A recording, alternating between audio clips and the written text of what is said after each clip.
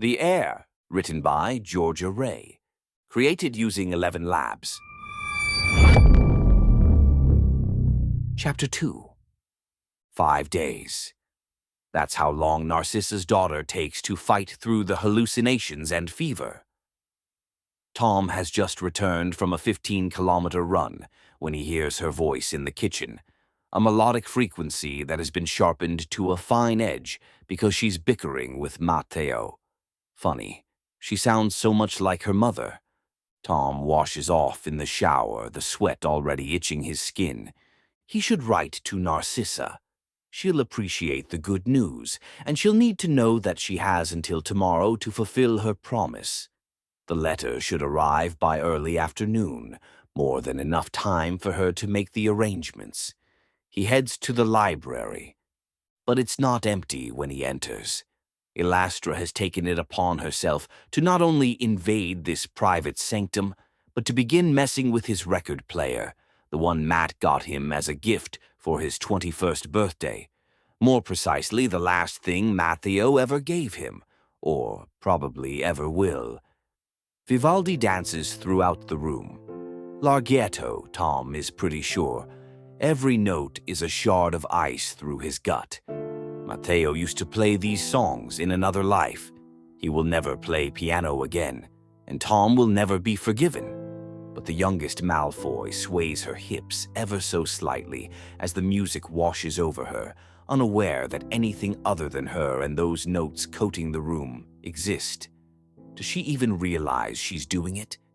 Do you always make it a habit to touch things that don't belong to you? Tom snaps, his fuse on a shorter wire than usual after a rather disappointing run.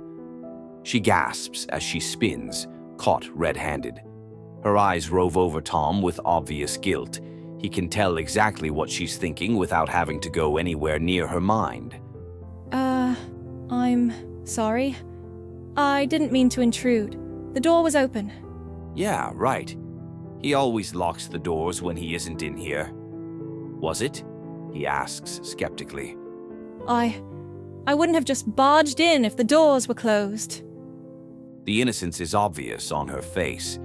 He'd see through the lie, which leaves only one other option. The house was trying to be funny, testing the end of his patience on a day when it really shouldn't be tested.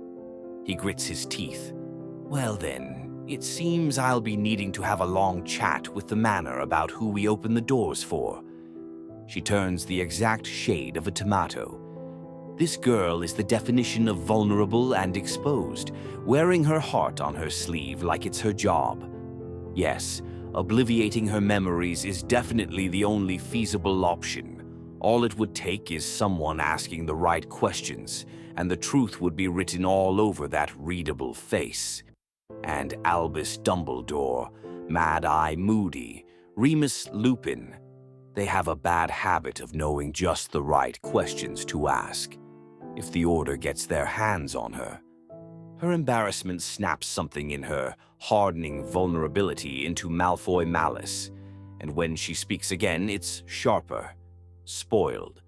If I have to apologize to anyone for invading their space, I'll give that apology directly to the owner of this place. As brazen as her father. Let's hear it, then. She moves towards the door.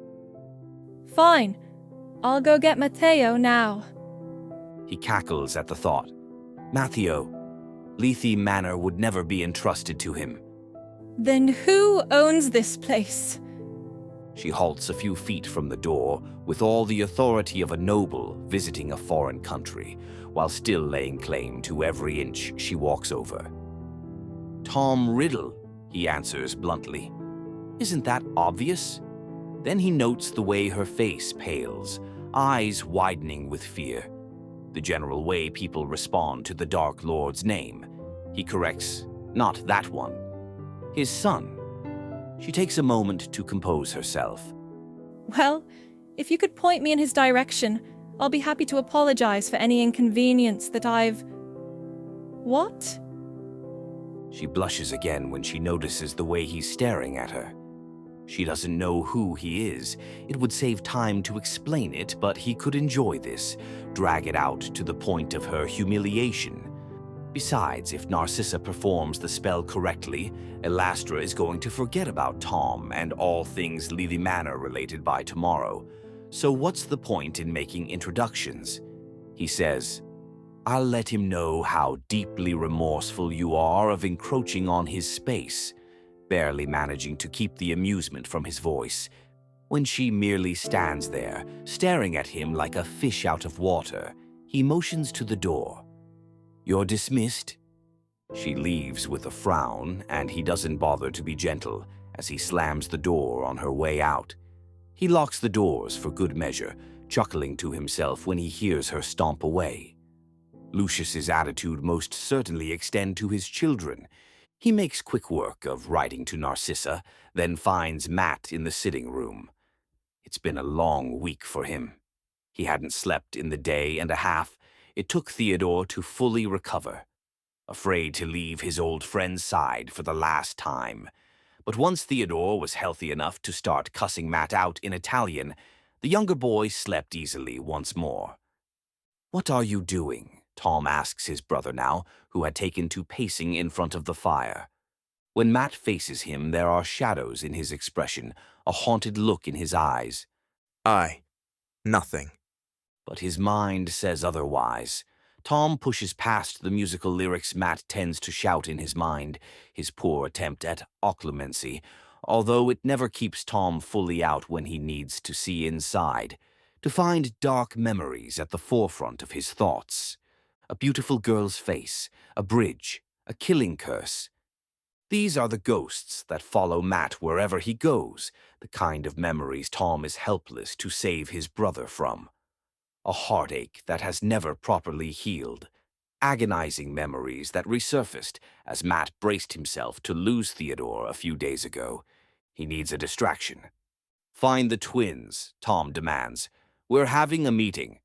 He had planned on questioning Elastra one-on-one, but Matt may as well be there. Especially when Theodore enters the room, hears Tom mention the Malfoy twins, and makes himself comfortable beside the hearth. Footsteps sound on the stairs, headed for the foyer. A boy and girl's voice. The twins. Matt hurries after them. Tom has just settled into the couch when the three figures return. Draco and Elastra have changed back into their school uniforms, the emerald and gold linings of their robes mixing together like a perfect spring morning. Tom never cared for Hufflepuff yellow, but that terrible silver blonde hair manages to offset the dull shade just enough that he can stomach the sight of it. Matt takes a seat on the same couch as Tom, close enough for comfort, far enough away that he can claim innocence if someone questions him about it. By contrast, the twins linger in the doorway, shoulder to shoulder, an inviolable unit. Elastra whispers something to her brother. Instead of answering, he snaps at Tom. "How long is this going to take?" "As long as it needs to," Matt replies first. "I have a few questions for you, Elastra," Tom says. Her pathetic little frown returns. Where's Tom? If he wants to speak with me, he can do it in person. He doesn't need his butler to act as a messenger. Butler? Again, he finds himself amused. Her ignorance would be humorous if it weren't such a waste of time. Matt cackles, but the other two boys just stare at her. "That's not Tom's butler," Draco explains quietly. She focuses back on Tom, then on Matteo, and back again. Look long enough, and the resemblance becomes impossible to deny, almost uncanny. The truth smacks her in the face, and then it turns tomato red once more. You're not what I expected. Is the only defense she can think of. He wonders, were you expecting a demon with red eyes? She wouldn't be the first, of course, but he isn't about to tell her that. Well, I didn't expect you to look exactly like your father. Matt would have hollered with laughter again, had Tom not shot him a warning look. Elastra realizes. You tricked me. You made me think Tom was someone else. "Do not expect me to take the blame for your foolish mistake," says Tom calmly. "You could have figured it out had you bothered to think for yourself." In the back of his mind, he's aware that he shouldn't hold this against her. The fact that she doesn't remember him is just proof that he's sufficient in casting memory charms.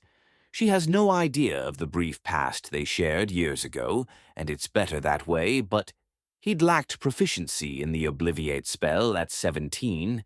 Will it come back to haunt him now? What do you want to know, Tom? Draco Malfoy slides his hands into the pockets of his polyester slacks, the heir to the richest family in pure-blood history. Pure, arrogant ease. Tom isn't fooled, though. He sees the way the blonde boy rests his hand over his wand. Defensive, agitated. Not told us what he knows about what happened in the Forbidden Forest, which wasn't very much. Matt begins. Not, Tom notes, no longer Theo or even Teddy. It is another severed tie, another wound Tom cannot salve for his brother. We want to know Ella's side of it. She gripes at Matt. What could I possibly know that he doesn't? Why did all those creatures attack you? You mean the acromantulas? They'll attack anyone who wanders into their territory. We mean all of them. The spiders and the weird little crocodiles. They're called dogbogs, and they're not weird. Well, this is a first. Tom didn't know the Malfoys had the ability to defend anything other than themselves, or their blood. Yet here's the little princess defending the beasts that would have killed her had Tom not come to the rescue. Theodore finally speaks up from beside the lit fireplace, notably defensive, not for his own sake, but Elastra's. I told you guys already. The creatures were in some sort of frenzy. Who knows why they came after us? We got out. That's all that matters. There is an unseen gift, an ancient kind of magic, written into the making of every witch or wizard with true Malfoy blood. An impenetrable mental shield that they are born with, while everyone else in the world is forced to study for years in the hopes of becoming a halfway decent Occlumens. Draco has learned what his mind is capable of, and as such has strengthened his mental shield until not even Tom can burst through. Elastra is not so lucky. Her mental shield is present, but she doesn't yet seem conscious of it, of the natural gift she was born with. He makes quick work of moving through her head, a mere swipe of her thoughts like a swipe of a book's pages. Gold and bubblegum pink. Those are the colors painted on the walls of her mind, the lens with which she views the world. How very childish, how dangerously naive. Tom had expected Narcissa to raise her precious daughter better. He finds the information he needs within seconds. He announces to the room, "Ella knows why they attacked." Isn't that right? Admittedly, it might be cruel to make her squirm so much, but she's a sheep born into a world of wolves. She'll have to learn how to lie if she wants to survive. And that's what this will require, a lie. Because he's already seen the truth in her thoughts, the theory she's begun forming. A ridiculous one, in his opinion, but there's enough confidence behind it that he's intrigued. Then she surprises him. Exchanging a glance with her brother, she speaks with him without ever opening her mouth. The kind of communication only skilled legilimens can share. Tom would have missed the unspoken words if he hadn't still been elbow-deep within her mind. She asks Draco, "How bad would it be if I just walked away from this conversation now?" "Bad," Draco replies without missing a beat. There is no surprise in his tone or on his face. This isn't the first time they've spoken through this forum. Just answer their questions and we can put it behind us. Elastra tells the room out loud, I had a theory, I guess you could call it, but the acromantulas ended up attacking me too, so it was proven wrong. Interesting. Her thoughts had sounded so sure, yet when she speaks, she's meek and uncertain. Tom assumes it's the result of a lifetime of being spoken over or ignored completely. He doesn't realize he's giving her an urgent look in the hopes that she'll press onward until she sighs. I thought the creatures were drawn to Theo's dark mark. Another snicker from Matt. Tom ignores his brother, questioning the basis of Elastra's theory. How could a creature, even a magical one, recognize the dark mark and what it means? Did she actually believe they have a conscience for right and wrong, that they care about the politics of the wizarding world enough to pick sides? She shifts from foot to foot. Most magical creatures are smarter than everyone gives them credit for. They can sense things like that, understand what a person is made of. You really are a furry freak. Matt breathes. Again, Tom pays him no mind. While her spoken words are laced with self-doubt, her thoughts remain steadfast. The idea is ludicrous to him, but everything about her existence screams, "I'm a Hufflepuff, and I'm proud." Perhaps she knows more about magizoology than anyone else in this room, enough to give her an advantage. "You think they sense the magic of the dark mark?" Tom asks. His questioning makes her more sure of herself somehow.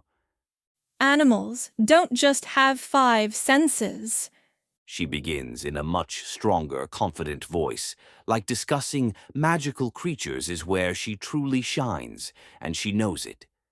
It's like how we can sense things like a change in temperature, or when someone is looking at us with our back turned. You just know.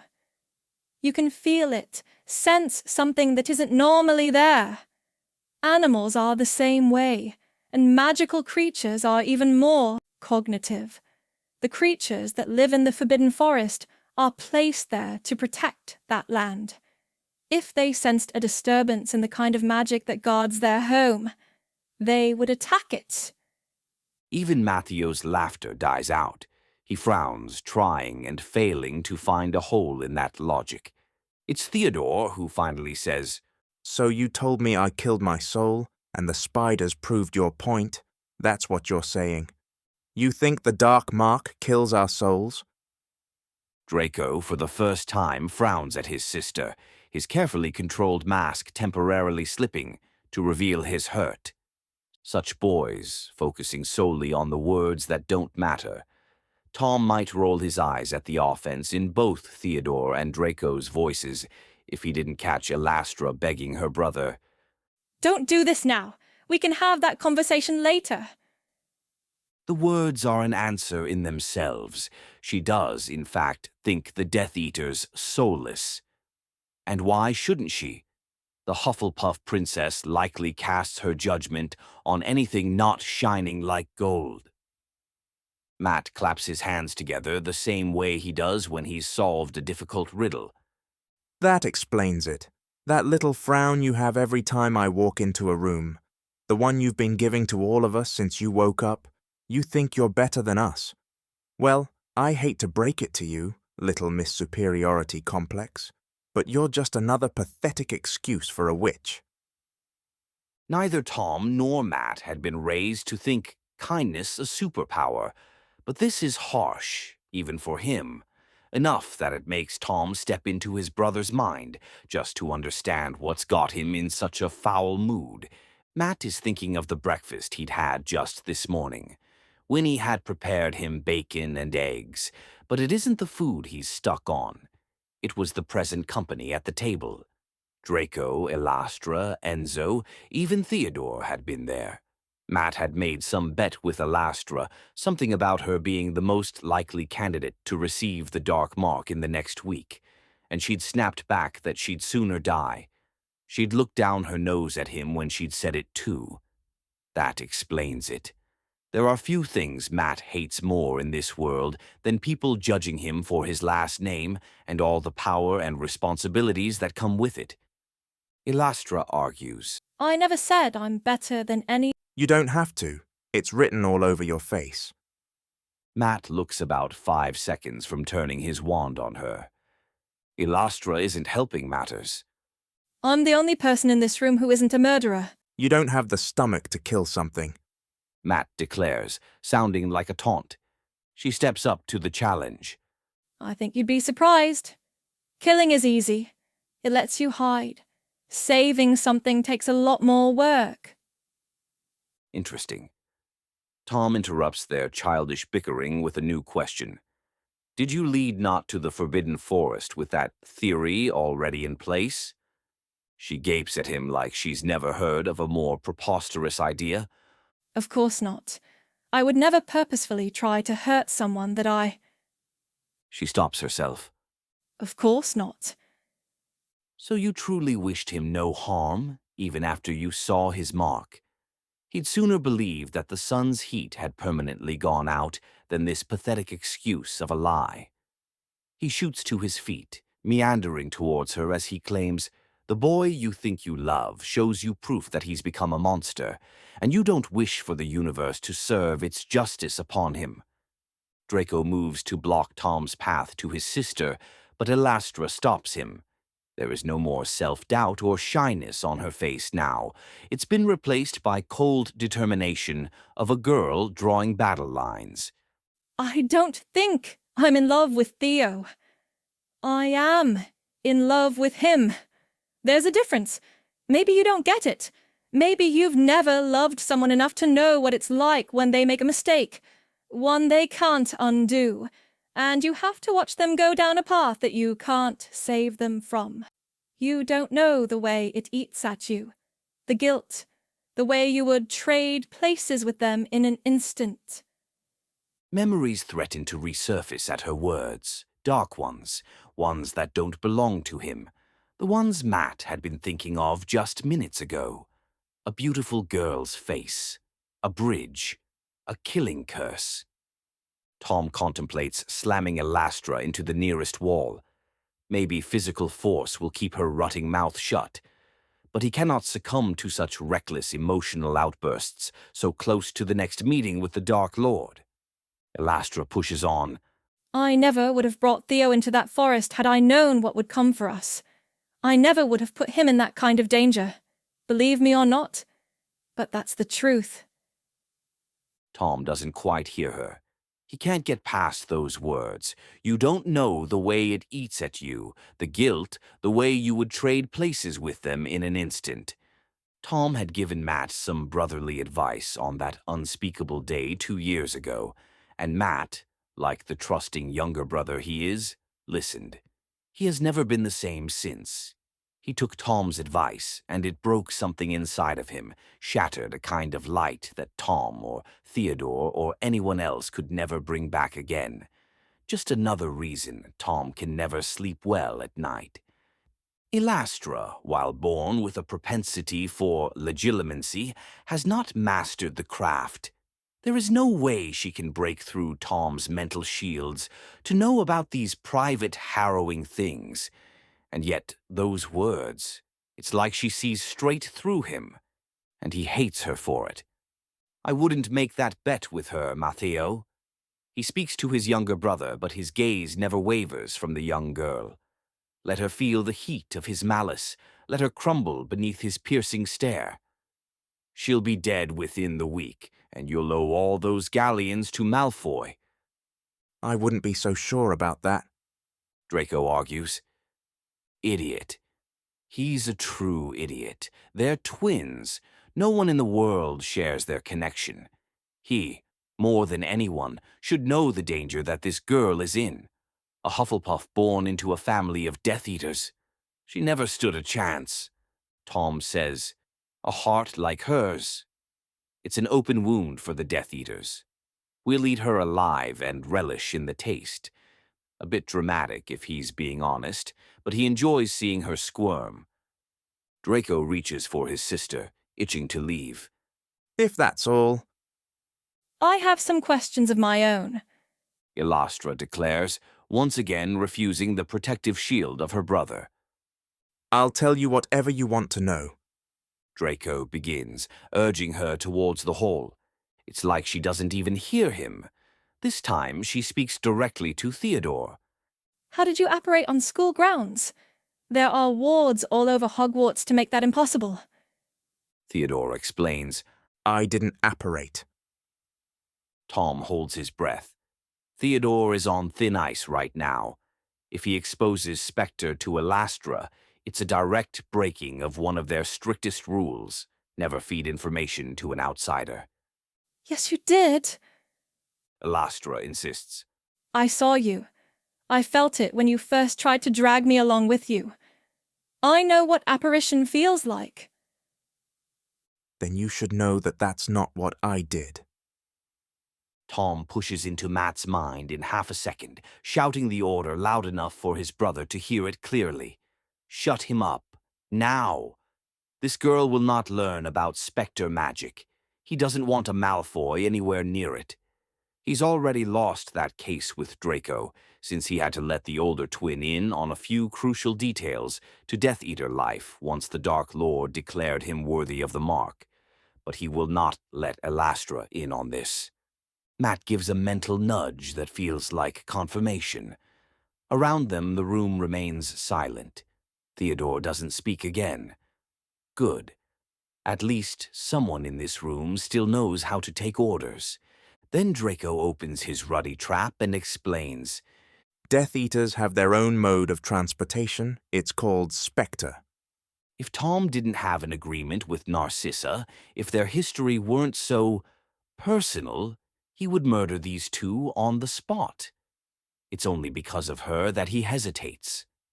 Draco tells Elastra. It's similar to apparition, but when we move through space, black smoke follows behind. Only a true Death Eater with a dark mark can do it. Hogwarts doesn't have wards against it, because when the school was built, this form of dark magic hadn't been invented yet. It's an oversimplification of the art, but she doesn't need the details. Spectre, She repeats in a whisper. It sounds like a question. do all of your names have to be so on the nose? Tom doesn't realize he's lingered inside Matt's head until his thoughts suddenly burst with the light of humor. Out loud, the younger boy laughs. Please, Says Matt. I beg you, ask that exact question to dear old Dad, and make sure I'm there when you do. A mental image of Elastra facing down the Dark Lord and making nose jokes pops into Matt's head. Tom takes that as his cue to pull back from his thoughts. He can only take so much of his brother's mind before the urge to roll his eyes becomes too great to surpass. Elastra's focus returns to Theodore. She looks at him with enough hope on her face to lighten her gray eyes to silver, even though her body tenses every time he's in the same room. Whatever has occurred between them, it's not just simple trouble in paradise. Theodore has wronged her, overstepped in some way. The dark mark must have changed him. Tom knows of Theodore's violent nature, but he's always been compassionate to those he cares about, almost gentle. The new mark is the only explanation for hurting this girl. So you Elastra searches for the right word. spected. Is that it? That's how you got out? She waits for him to nod. Where would you have taken me if I had gone with you willingly the first time you asked? He hesitates to speak, yet his thoughts scream loudly enough that Tom can't miss it. A vivid picture of the Italian coast is dragged to the forefront of Theodore's mind, some extravagant villa against a backdrop of mountainous greenery. It must be some private place, though, because he merely answers. Not here. Satisfied? Draco snaps at his sister, still antsy to depart. She isn't. Why did you not listen to me? She questions Theodore. When you had me in the forest, before the Dugbogs approached, and I told you to stop. Why did you ignore that? Beside her, Draco goes rigid. He did what? Tom sees the moment Elastra is referring to in Theodore's mind. The darkness of a moonless night enveloped the forbidden forest. Theodore had caged Elastra against a tree, his emotions raging with need and desire, enough that he ignored Elastra's shaking body and fearful voice as she said to stop, that she didn't want this, didn't want him, not like this. The memory is laced with guilt. This ought to be good. Matt mutters. Theodore's thoughts begin to race. Every excuse he comes up with isn't good enough, but he finally confesses. When you get the dark mark, it changes you. Every dark emotion, every basic instinct, they're drawn to the forefront of your mind. You act on impulse. All I could think was, All he could think was that he craved the feeling of her skin against his, the shake of her thighs wrapped around his hips, the sound of her moans as he drilled into her. Hormonal. Idiot. it was you, Ella. You were all I could think about. I had to find you. I had to get to you. And when I told you no, to stop, and you kept going, what instinct were you listening to then? Tom can't take another second of this. He rips away from Theodore's mind before he can catch another thought in that disgusting Italian mind. This girl seems smart, naively eager to fall on her sword for those she cares about, but smart all the same. Why would she choose someone like this bloke to waste her time on? Her gaze is heavy, her shoulders slumped, the gray shadow of her thoughts so dark that Tom doesn't fight against the temptation to hear her thoughts. Surely he's missing something. Surely there's an explanation for her bad taste. This version of Theo She thinks to herself. is magnified in every sense, in beauty, in violence, in discontent. Already I can see the influence that you-know-who, or at the very least, his most loyal followers, have had on him. What was it that Lord Henry once said? To influence a person is to give him one's own soul. He does not think his natural thoughts or burn with his natural passions. His virtues are not real to him. Tom blinks. Slowly. It's been quite some time since someone has surprised him, but here is an upper-class, pure-blood girl living amongst blood supremacists, and she's quoting Muggle literature. A walking contradiction. Do her parents know about her rebellious hobbies? And here is Theo, She thinks. exemplifying that crossing lines he never would have a week ago. Yes, my heart is already sinking with disappointment. In my wildest, most fantastical dreams, I had pictured Theo a manifestation of Bronte's Heathcliff, misunderstood to all the world but desirable, beneath all the layers of darkness. Yet here he stands with less connection to the Muggles' version of a tragic anti-hero, and every sign pointing him to Dorian Gray instead. Tom releases his breath. He can't help it. Bronte wild. She thinks of Muggle writers like old friends, analyzes their fictional characters the way a psychiatrist would analyze their patients. Theodore starts for Elastra. I don't have an excuse. I'm sorry, Ella. I never should have. I wasn't thinking clearly that night. I never wanted to hurt you. Do I need to punch him again? Or will you learn your lesson this time? Draco's scowl rips into Elastra. She shoots him an equally dark look. I want to talk to Theo alone. Pale blonde eyebrows shoot up to his hairline. What? Are you serious? This might be the last chance I have. She tells him, and suddenly her thoughts are laced with anxiety. Please, Draco, just let me be a kid for a minute. Tom still has questions for her, but it's that last plea that makes him hesitate long enough for her to think herself in the clear.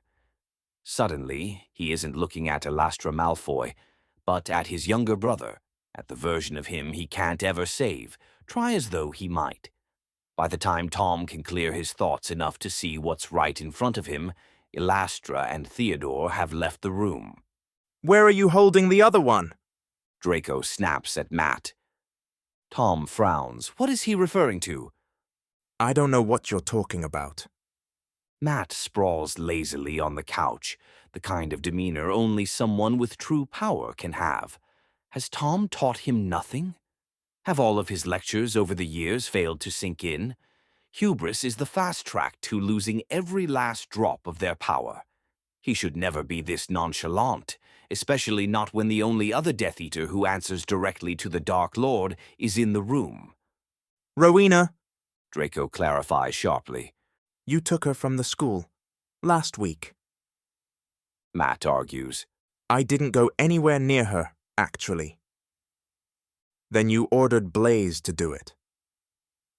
When Matt doesn't speak, either to accept guilt or correct Draco, the blonde boy huffs. I'm not playing these games with you, Riddle. Where the fuck is Rowena Black? You kidnapped a Black. Tom sends the question barreling through Matt's mind with enough force that he visibly winces, but Tom is too pissed to care. Why is he always cleaning up his brother's messes? Why can't Matt just learn how to be careful for once? She's in the basement. Matt finally says, although he's looking at Tom when he makes the confession. Draco curses under his breath. 5 days. That girl has been in their basement for 120 hours, and Matt is just now talking about it. I've had Winnie bring her food every morning. Matt tells Tom, like this fixes anything. Tom keeps his mouth shut. He'll speak to Matt about this when they're alone. In the meantime, Draco spins on his heel and heads for the hall, but Tom stops him with a hand on his shoulder. Deal with your sister, Tom suggests. When Draco starts to argue, Tom presses, deal with your sister, or I will, and you would hate to see how I handle liabilities. He watches the gears turn in Draco's head, the way his fingers itch towards his wand, how his eyes calculate the distance between Tom and Matt. Draco is a skilled duelist. He wouldn't be one of the Dark Lord's top 3 men otherwise, but against both Riddles, he'd never make it out alive. I'll be back tomorrow. Draco finally decides, then snaps at Matt. And if Rowena is still here, not even your brother will be able to save you from me. Then he's gone.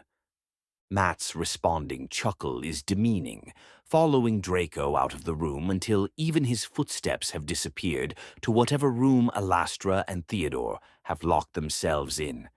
The sound of his laughter fades, though, as soon as he notices Tom's deep scowl. Come with me, says Tom. We're going to the basement.